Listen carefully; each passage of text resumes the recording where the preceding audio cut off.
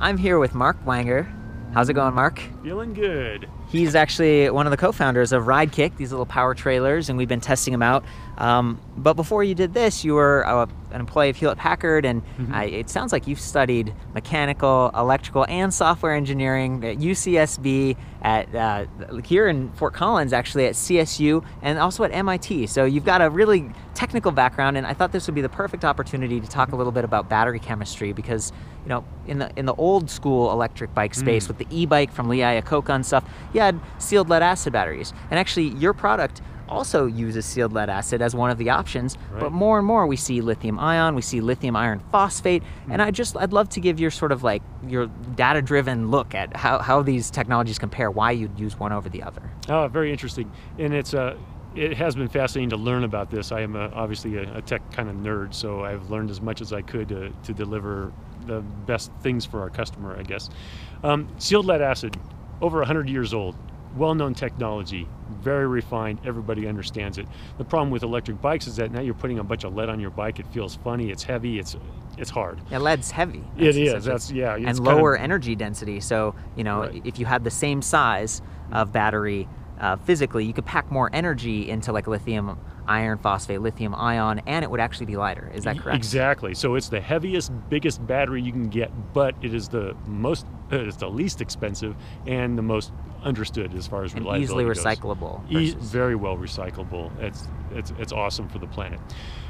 But when you put it in a trailer, you can put all kinds of weight in the trailer. So one of the things that opened up when we did design this is that, we don't have to go to the high-tech, expensive lithium-ion batteries. We can use sealed lead acid. So we designed it for that, to get a low price point, and the ride is beautiful. You don't feel the weight on your And if you're unfamiliar, again, their product, the Ridekick, it's kind of a little trailer, and so the added weight is what he's saying is, in this case, with this application, they're able to keep their product cheaper. This is $699 complete for the trailer, the battery, and everything.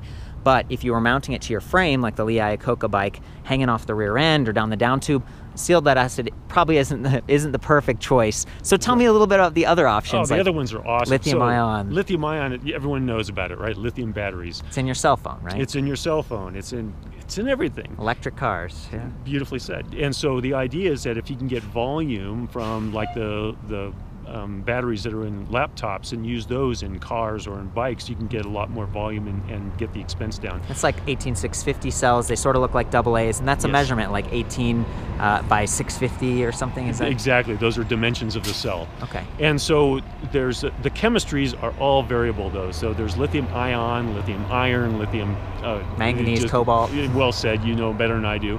And what we found in our studies is that lithium iron phosphate, LiFePO4, is the most stable.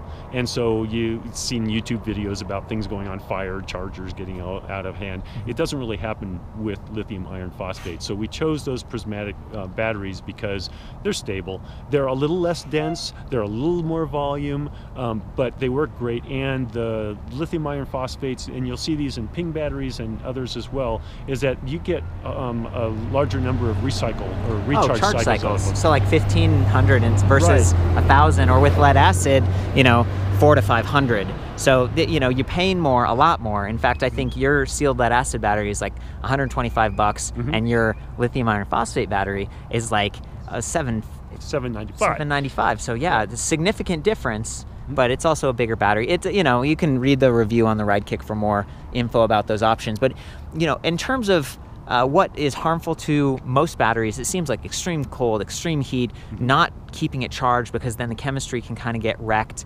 And can you give me some care tips on different, Oh, you bet. So sealed lead acid, you need to keep it charged when you're storing it. So if you leave it discharged and leave it for a week, the sulfite is going to happen, and so you're going to lose your capacity on it pretty quickly. So you do need to care and top those things off frequently and leave them stored topped off. Yeah. On lithium ion, you can leave them in any state. You got to be careful. You can store them in any state and you won't be losing capacity. On the chargers, you've read a lot about making sure you use the right charger for it, because the maximum voltage is where you get into trouble with the heat and the overheating and the expansion and the fires.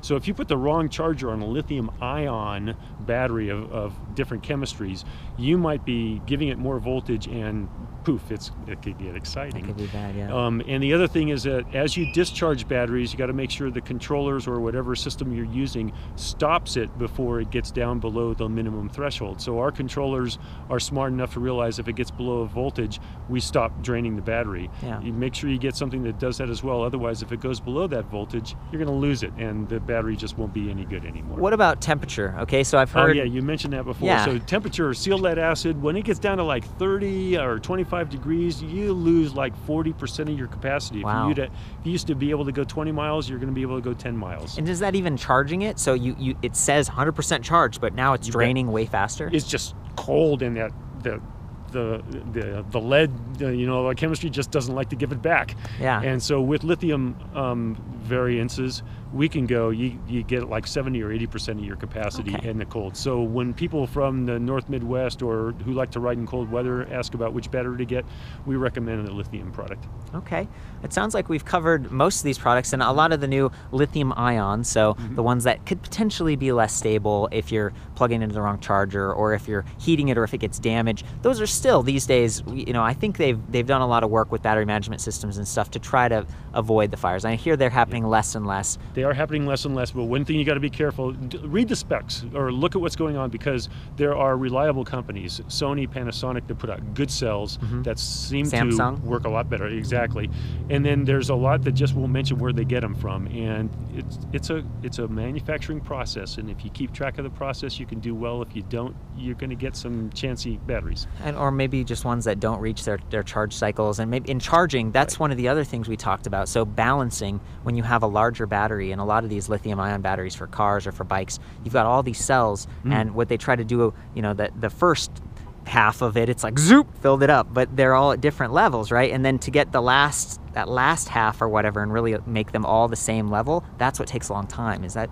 Exactly. And that's another thing we've talked about before, is that if you have a 24 volt battery or a 48 volt battery for more torque or whatever the motor needs, the higher the voltage, the more balancing you need to do. So make sure the battery management systems are doing a good job of balancing those cells, especially when you get to the higher voltages. Okay. Any closing thoughts about, batteries for people? Use them. They're wonderful. Yeah. Well, thank you very much, Mark. Again, it's fun to see and get your opinion about batteries, because you have a product that uses both, and you've kind of researched them. And when I say both, it's like, you have a lithium option. It's not the same as the lithium ion. And I should say, to be fair, one of the benefits of lithium ion, manganese cobalt, for example, versus lithium iron phosphate, is that maybe it's a little less, there's more potential for the fires or whatever, but it's also a higher energy density. Higher energy density. You can get a smaller battery, fit it in sleeker products, and it's a little bit less weight. That's why they use them for cell phones and exactly. stuff. Okay, so, they're good options, and if you get a quality product that's been engineered properly, you should be good. Yes. So that's one of the reasons, everyone's like, oh, eBay, there's this bike, it's super cheap. And it's like, well, you can't get what you pay for sometimes, That's right. And you may not know until after you charge it 100 times, and then it won't.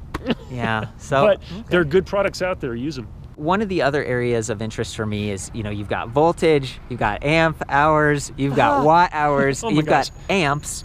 Can you just break those things down real quick? So voltage is about how much push there is. I think about water, water pressure. So whether it's 20 pounds of pressure or 50 pounds of pressure, voltage is the pressure of the electric push. Got it. And so you can get a 24 volt battery, a 48 volt, 72, it's just more push. Okay, the amperage is how much water is flowing. So you can imagine a high pressure jet, like 72 volts running at itty bitty current, is going to be setting that out. Or you could do a 24 volt jet at a wider nozzle and get the same amount of wattage. And the wattage is the volts times the amps. And that's what I hear a lot of motors are rated at, like nominal watt output and then peak watt output. So you're saying, and just because you have a certain amount of wattage happening, the motor still has to be able to accept that for it to really be effective. Right, and the problem with motors and their wattage is heat.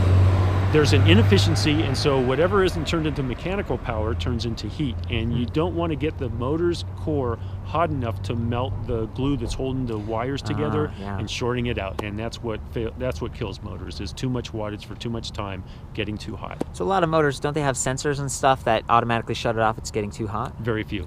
Very few. Very few. Dang. Because So I've heard about this. I've actually seen YouTube videos where someone's like, my bike, and you hear grinding, and it's like one of the magnets came unglued, and it's like bouncing around in there. Yeah, and you'll see on a lot of the forums, people will overdrive their motor. I got this 36-volt motor, I've been putting 72. Oh my gosh, it really moves. It will move for a while. Huh. Yeah. But then you risk, is there a danger if a magnet comes loose? The motor fails. And that's about it. Okay. Interesting. Okay, so we covered volts, we covered amps. What about amp hours? So amp hours is, imagine that that hose pushing at 24 volts, giving that many amps, that much water going out. It's how much water you have in the tank that's going to draw down. So a watt hour or an amp hour is, I can deliver 20 amps for 1 hour. Oh, okay. 20 amp hours. And you can deliver 10 amps for 20 hours. Or for 2 hours, so that's 20 amp hours as well. It's just how much capacity is in the battery and how much is being used by the motor. What do you think about this as a rule of thumb? I hear people who are pretty experienced at electric bike shops and stuff who see bikes, they test them a lot. They say, well, Court, you take your watt hours, which is your voltage times your amp hours. A lot of electric bikes have like a 360 watt hour because they have a 36 volt battery with 10 amp hours. Perfect. 10 times 36, 360. Okay. And then they say, you just divide that by 20, and that's kind of the range that you can expect. Does that sound reasonable? 15, that's about right. Not right? Yeah, good rule of thumb. I know, it's just a basic thing, but I wanted to get your perspective. I think that's very true, and that's a good rule of thumb. The more you pedal, obviously, we have some customers that ride. They say, I went on a 25-mile bike ride, and I used like half of my battery today. Yeah. And the reason is because they're pedaling, and they're using it for boosting up hills, and they're using other people want to get to work. They don't want to sweat. They just power all the way there. It's a beautiful thing. You're not in your car. You're enjoying the outside. And you can use that 15 miles or that 10 miles right away. Yeah. So it's a good rule of thumb for what it'll do, and it's very worthwhile because there's a lot of different, claims. Claims. Right. Yeah. And so there's no magic. You can't take a 36 volt 10 amp hour battery and make it go 50 miles with any different than any other ones. That's a good point. And then as far as extending your range, some other tips are make sure your tire pressure is good, because if it's really low, you're going to be dragging along. It's just like your car. Make sure your tire pressure is high enough. And sometimes I've gone to the shop and they've oiled my chain and done some other stuff. There's just some basic, like, keep your bike in good working order. Two things: tire pressure, we've seen that effect, and we've also measured speed. The air resistance goes up as speed cubed. Interesting. So if you're going 12 miles an hour, 15 miles an hour, 19 miles an hour, you're going to notice a difference in range.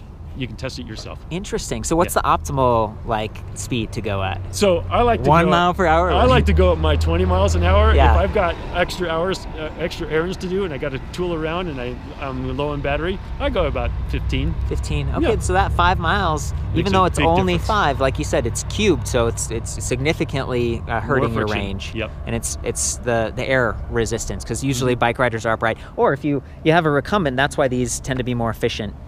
For riders. Is that right?